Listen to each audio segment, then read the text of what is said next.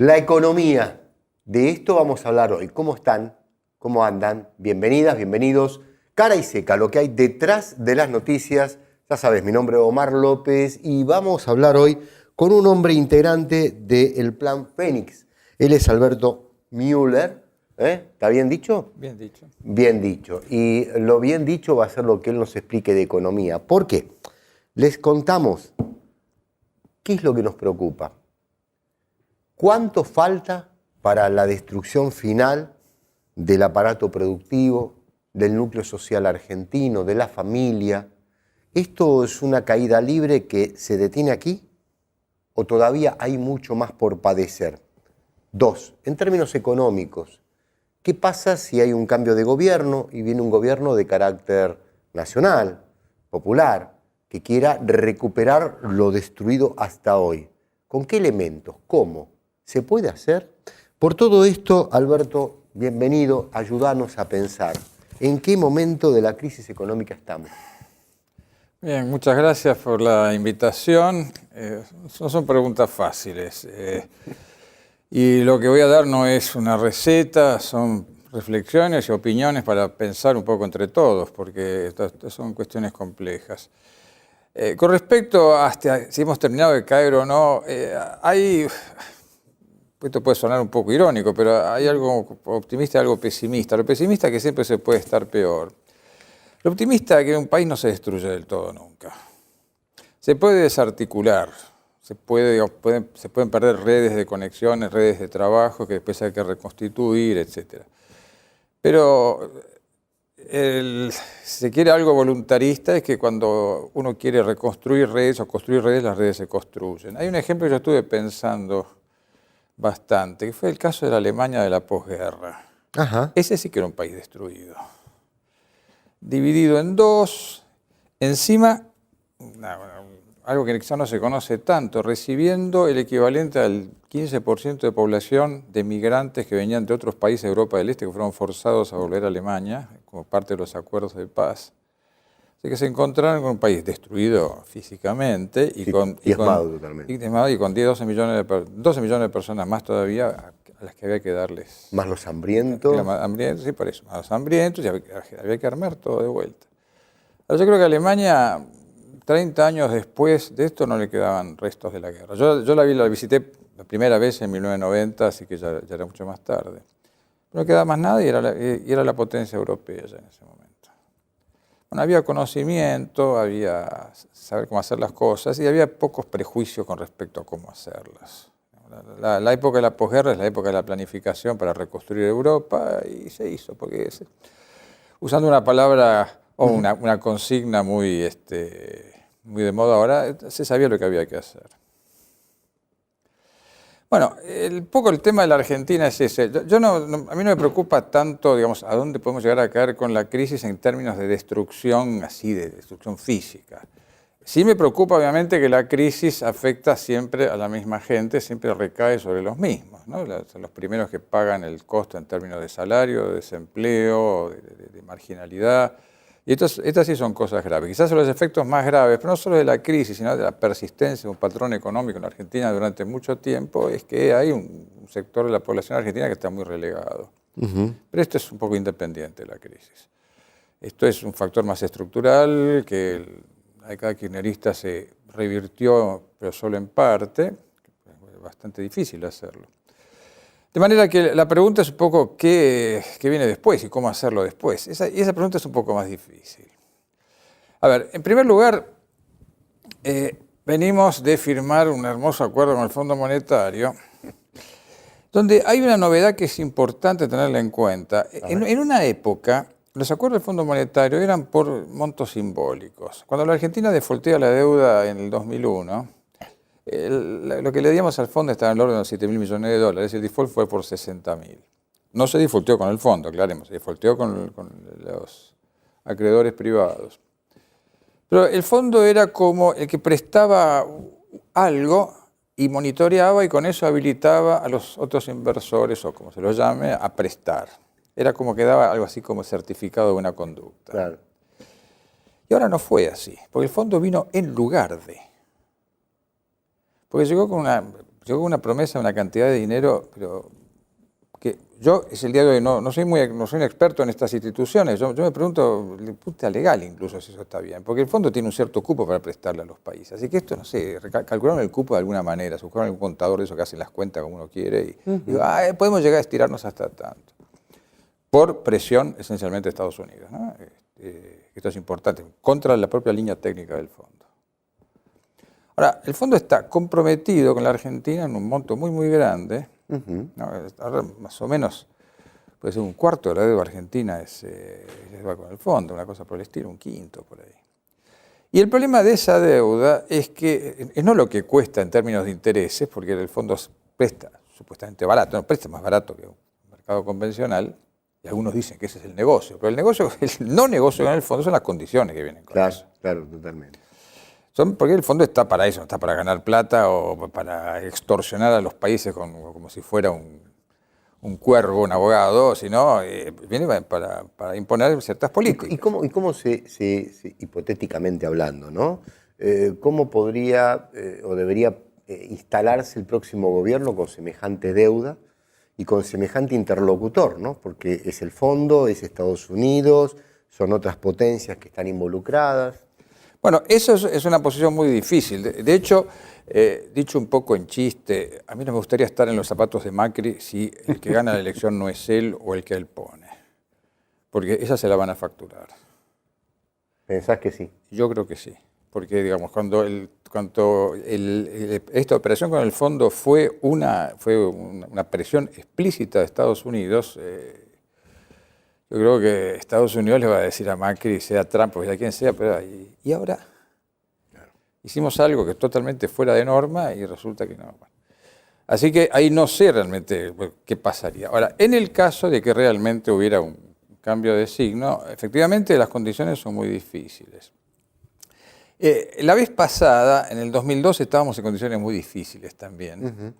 Pero ahí había algo distinto, porque había esa idea de que, miren, nosotros hicimos todo lo que se supone que teníamos que hacer. En el 98 al presidente Menem lo sentaron al lado de Clinton, al lado del director gerente del fondo, la famosa conferencia interna, la reunión anual que hacen, puesto como ejemplo.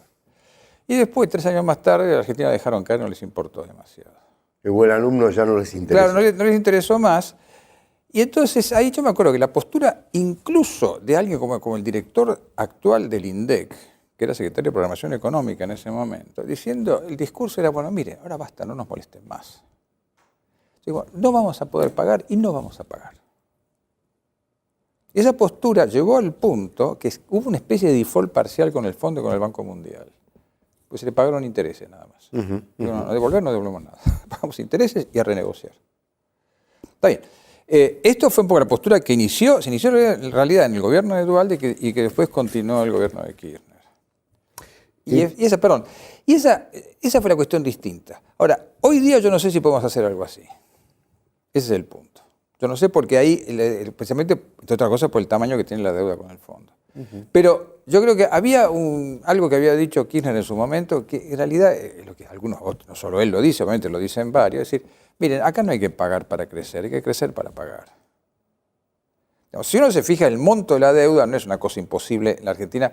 A ver, Japón debe el 200% del producto.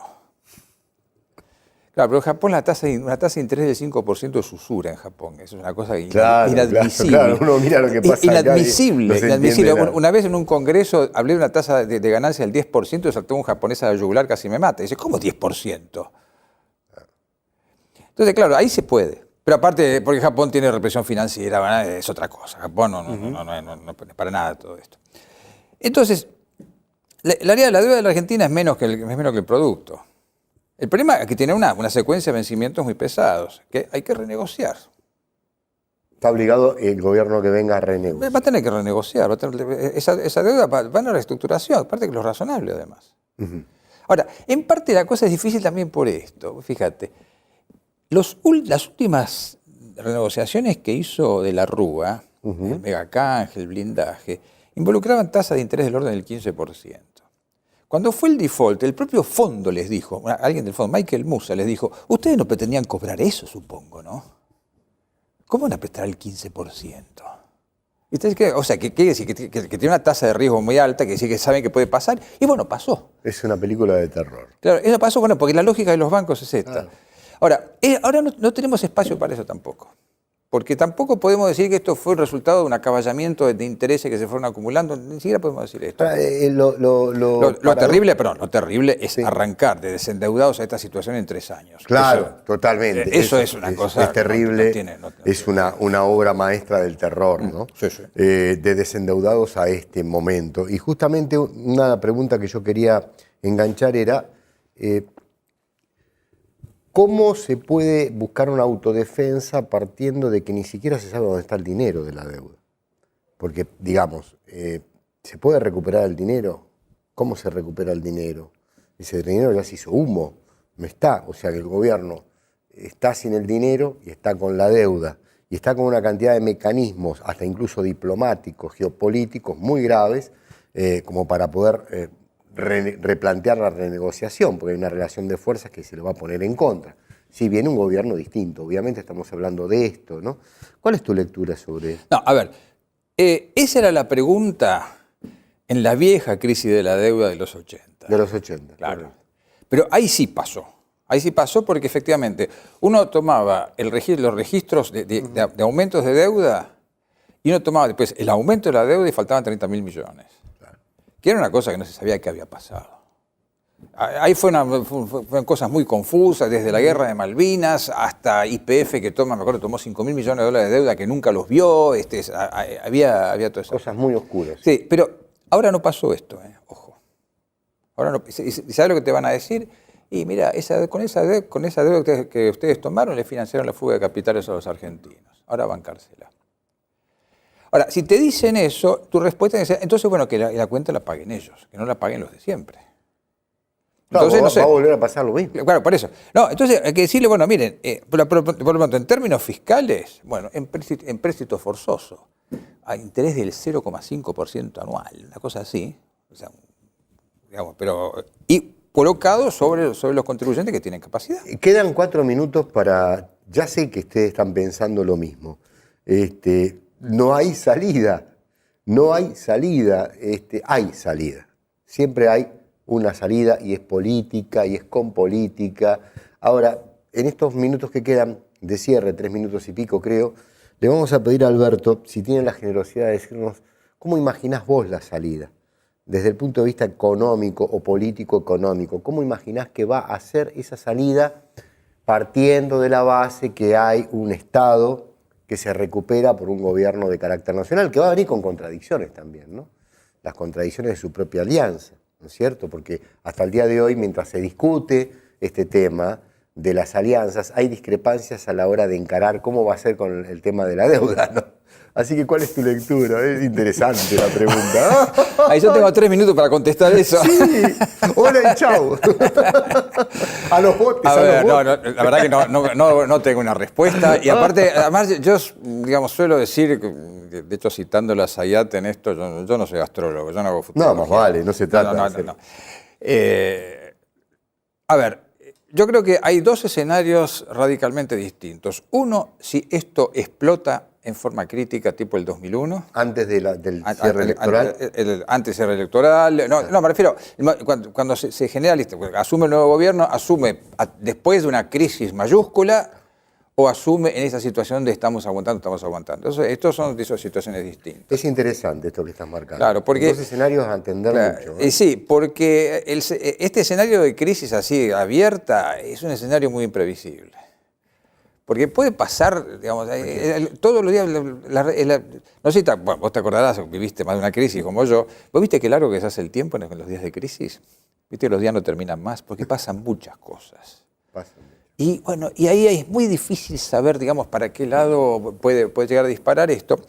Uno podría decir que en cierto sentido sería más favorable. ¿Por qué? Vamos al 2001 de vuelta, porque uno de los grandes problemas para salir de la convertibilidad era la dolarización de las tarifas de servicios públicos. Sí. O sea que el gobierno devaluaba 40% y todo subía 40% de tarifa, todo subía 40%. Y eso era imposible. Claro, eso no se pudo hacer precisamente por la forma como se salió la convertibilidad. Porque si aparecieran las empresas públicas, las privatizadas, a pedir toda esa cláusula contractual, ¿sabes? Terminábamos con las privatizadas quemadas en medio de la plaza. Entonces la situación muy, muy crítica suele como abrir margen para decir, bueno, no, hay que dar un poco de espacio porque si no, no llegamos a ninguna parte. Ahí donde uno imagina que va a haber una descompresión, ¿no? O Claro. sea, vamos a buscar cómo asistimos al pueblo en lo inmediato, cómo bajamos el tema de las tarifas. Exactamente, no. Incluso, es más una cosa, hay algo que no se sabe bien, pero ¿sabés quién le prestó a la Argentina en el 2001? Justo en la salida de crisis, el Banco Mundial. El Banco Mundial. El Banco Mundial le financió, el jefes y jefas de hogar en parte lo financió el Banco Mundial. El Banco Mundial. Que al mismo tiempo estaba cancelando por otra parte, pero fue lo único. Y Argentina sigue siendo una pieza clave en un complejísimo tablero geopolítico. Hoy temprano recibí información. Cuando ustedes vean este programa ya va a haber 15, 20 días de distancia. O sea, la cosa va a haber estado muy ya cambiante.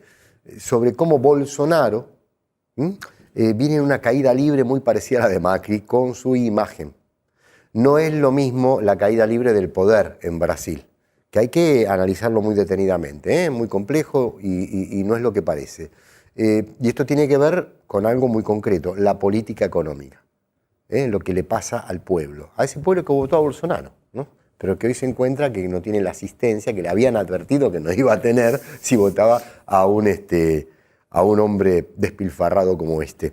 Pero lo cierto es que este tema de lo económico lo vamos a tener que seguir. Vamos a invitarlo a Alberto Müller nuevamente. ¿Por qué? Y porque hay que encontrar la manera de ir comprendiendo el proceso en su dinámica, que va cambiando y que nos lleva a un punto que puede ser de encrucijada. Bueno, a ver, ¿cómo nos vamos a parar ante una situación que va a haber que resolver sí o sí por el bien de nuestro pueblo, ¿no es cierto? Y que todavía no están claras las jugadas maestras que va a haber que hacer. O sí están claras si no las conocemos nosotros, vaya uno a saber. Lo que sí sabemos es que hoy estamos endeudados, hoy casi no podemos comer, hoy el destino está con una cruz de no hay avance. Y me parece, Alberto, que sería bueno que te pegues una vuelta prontito para poder seguir. Si tuvieras que, a modo de conclusión de todo lo que hemos hablado, decir algo de lo que más te preocupa, ¿qué sería? Bueno, preocupa que esto desemboque en esta crisis, por más que una crisis grande podría facilitar las cosas, la crisis es muy dolorosa. Eso realmente me preocupa porque aparte es golpear de vuelta una vez más. Me gustaría mucho que hubiera una cierta razonabilidad, que los argumentos de la razón funcionaran. Vamos a dejar un mensaje de esperanza. Sí. Esto es así, hay que crecer para pagar. Así que de eso se trata. Nos quedamos con la esperanza, ¿sí? Y con Alberto Müller para que vuelva por aquí en corto plazo. Alberto, gracias. No, gracias a ustedes. A ustedes, hasta mañana.